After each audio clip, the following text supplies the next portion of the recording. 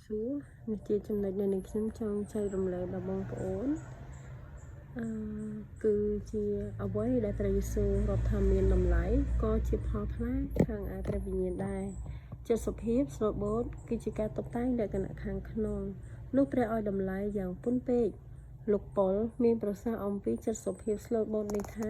វាល្អប្រសើរនិងមានតម្លៃវិសេសជាងមាសឬកែវមកដាឬសម្លៀកបំពាក់ថ្លៃទាំងអំបះបានផងការតុបតែងពីខាងក្រៅបានត្រឹមតែធ្វើឲ្យរាងកាយដែលពុករលួយស្រស់ស្អាតតែប៉ុណ្ណោះតែអាគ្រឿងអលង្ការនៃចិត្តសុភាពស្លូតបូតវិញ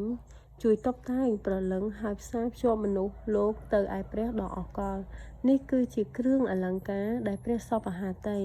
ព្រះអង្គដែលបានតុបតែងផ្ទៃមេឃដោយកន្លងនៃពន្លឺក៏បានសន្យាដោយនៅព្រះវិញ្ញាណដដែលថាទ្រង់តាក់តែងមនុស្សរាបសារដោយសេចក្តីសង្គ្រោះទំនុកដំកើងចំពុក149ខ4ពួកទេវតានៅឋានសួគ៌នឹងកត់ឈ្មោះពួកអ្នកដែលបានបំពាក់ខ្លួនដោយព្រះអម្ចាស់ព្រះយេស៊ូវគ្រីស្ទហើយដើរជាមួយនឹងទ្រង់ដោយចិត្តសុភាពរាបសារនុនទុនទៀតថាជាអ្នកដែលបានតុបតែងខ្លួនដ៏ល្អបំផុតចា៎នេះគឺជាអ្វីដែលយើងបានមើលឃើញថាព្រះអង្គបានឲ្យតម្លៃ